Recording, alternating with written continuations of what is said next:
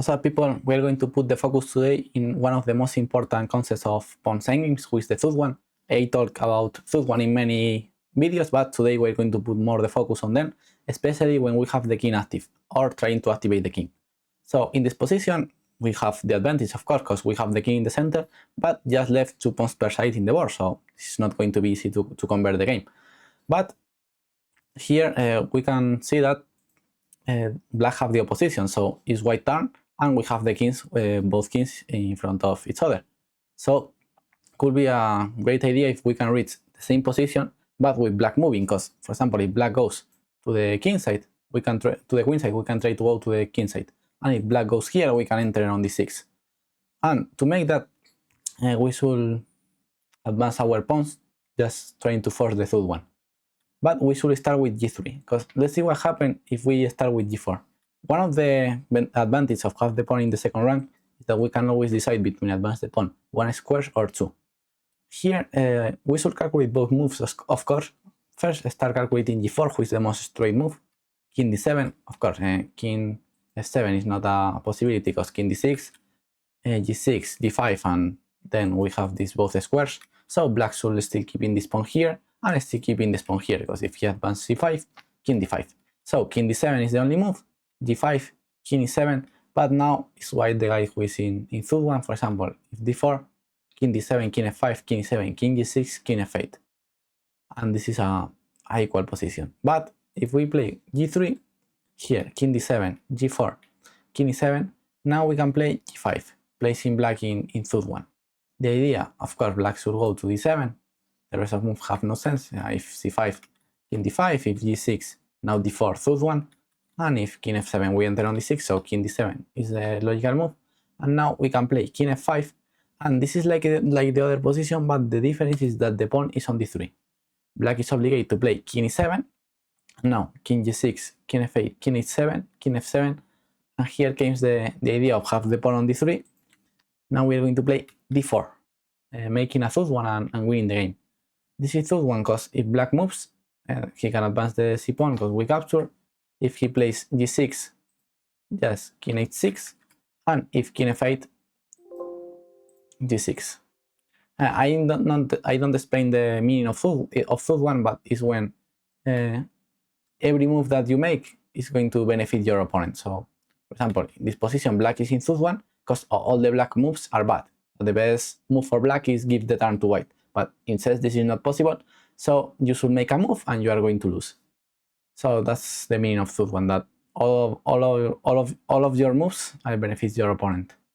So, but first we should understand the concept of Zugzwang, but later we should calculate well the endgame. So g3 here, g4, g5, and now king f5, king g6, king h7, and here great Zugzwang with g6, with d4, sorry, winning the game.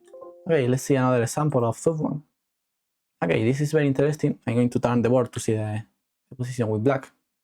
Okay, here it's clear that, it's more or less clear that here black is fine, because, okay, first the king side is closed with these 4 pawns, and nobody can enter here. All the squares are covered, so nobody can enter there. So black plans look like is go here to the queen side and try to capture these pawns. So, for example, c5 have no sense after c3. For example, if we capture here, white have the outside pass pawn, and this means that white is winning because the guy who have the pawn farther than these other pawns is winning. So c5 here doesn't work, so king c7, c3, and now instead of capture the pawn, we're going to play king b6, pawn takes, king b5, king c3, and now another Zugzwang, king e4, and we're going to capture the pawn because white is in Zugzwang. There are no moves that white can make useful here.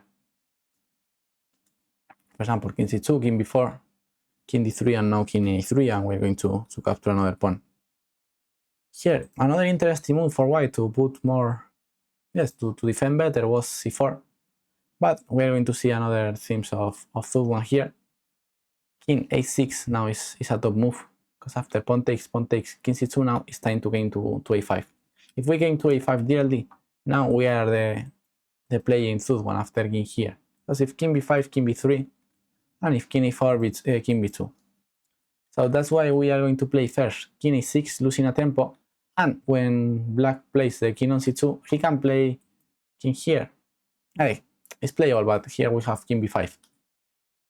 So now that black plays the king on c2, now it's time to play king a5, and if king b2, now king a4. That's the time. Forcing black. White is in Zugzwang again. The king endgames are all the time about Zugzwang, to put our opponent in a position who all his moves are bad. Of course, black plan here is black here have no plan, have no progress. But the idea of black is that is black is white turn, and white is going to make worse his position. King c2, now king e3, now typical move b3 here, and black is going to capture all the pawns. Here we should take care, because after b3, king e1, here we can capture here. Sorry, because this is a stalemate, so but just king b4 and then we're going to capture the pawns. Okay, let's see another example. All of this position is fine if you put over the board and think by yourself. Okay, this is more that be about Zugzwang, this is more about an active king. Yes, this position is about have an active king. Okay, here Akiba Rubinstein goes with the black pieces, and here his opponent makes a huge mistake, rook c1. And now rook takes c1 is winning. Maybe his opponent thought that, okay, with the same pawns and a king endgame with the same pawns should be a draw. Especially when there are many pawns, this is more probably. But here Rubinstein made a great plan to win the game. He captured on c1. This is more about have an active king. The plan of Rubinstein was reach the h3 square for black with the king. And now his plan is going to be advance all the pawns, try all of them, play b5, fixing the b4 and e3 pawns, and king with the king to capture the e3 pawn. This is all about king activity. So he started with e5, king h1. Of course, a4 was more resilient. King h1 and now b5, great move, fixing these 2 pawns. And now he has a reserve tempo when the king endgames are always useful. And he just started to advance all the pawns. He started to trade all of them. And now he just break with g3. And with a more active king, he's going to just capture all the pawns here and win the game. So great plan by Rubinstein, very instructive, just coming with the king to h3 to later capture all the pawn. This is more about Zugzwang, is more about not only about Zugzwang, it's more about active king. By the way, this video is going to be about Zugzwang, but to have the king active too. Okay, let's see another example. This is very interesting because both players fail in this position. Okay, let's expand the board. There are a game from 90 years ago, and here both players miss it. Here the best move was here the player of the game played king h7, but g5 here was stronger. Pawn takes, king takes, king f7, h5, and the idea is similar that we watched in the previous game of Rubinstein. Just play the pawns and okay, this endgame is winning, but okay. Of course, it's not easy to calculate everything. But instead of that, he played king h7 and h5. Here was the best response. His opponent played king f7, and now this is very easy for white. Just h5. Again, he failed again. He played king here, avoiding allowing h5 again. But h5 here was the best move. If king f6, king e8, and very easy. But he failed again with king h8, and his opponent missed the move, the result of h5.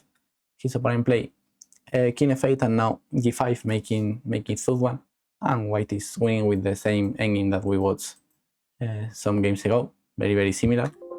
Okay, let's go for more complex positions. This is very interesting. I recommend you to put over the board and think about the position, because this endgame is very hard to solve. And we should use the Zugzwang, and we should calculate well the times. We should go to one side, to another. So okay, I hope that you stop the video and you put this over the board. So now we're going to show the solution. Okay, the plan for white should be or go to against one pawn or go to the other pawn. It looks more logical to go against this pawn. For example, king e5, now king d7, king d5, and it's impossible to reach b7. Now he have h5 or something like that, and it's impossible. So let's try to go for this other pawn with king g5, king f7, king h6. this is the first part of the plan. Place our king active on h6, so that's the first plan. To later make Zugzwang, first we should place active the king. And now h4, making Zugzwang to our opponent, obligating our opponent to place the king on h8, who is so far from the center, of course. Not the same to have the king on h8 than on g8. And now great move, king h5. The idea is going to be make Zugzwang again. If king g5, we lost the opposition with king g7. So we're going to try to keep the opposition. Our opponent cannot play king h7 or king h9. So he can keep the opposition.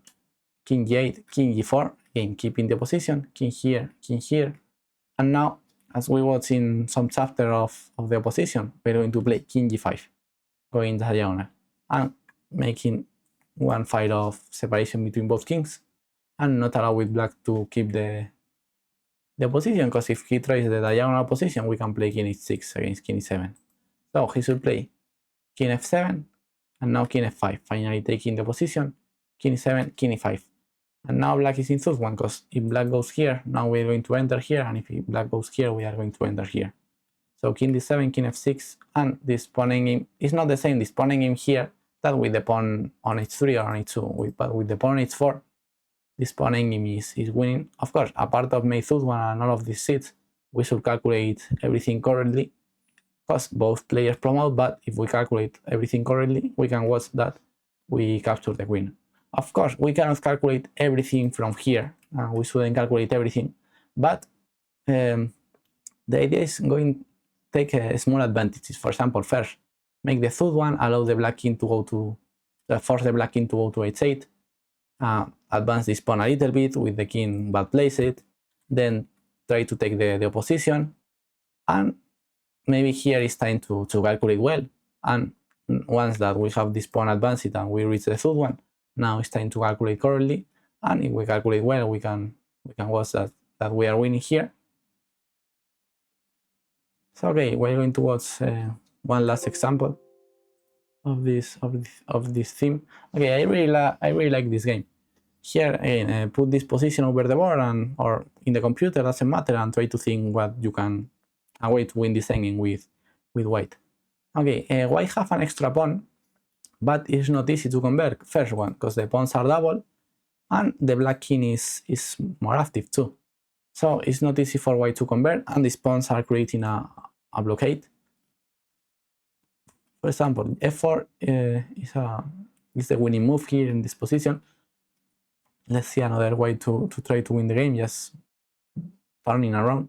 But okay, this is the same position. So f4 here is the winning move. And black should capture. If not, now we have the pawns and double, and we are winning. So g takes, and now the idea is that if we capture here, now the black king enter, and if we move the king, we're going to lose the pawn, or he can capture this one and we can lose. So for that reason, after pawn takes, we're going to play king f3. Black should capture on e3, because if not, we're going to play king f4, pawn takes, and now remove pawn takes e3.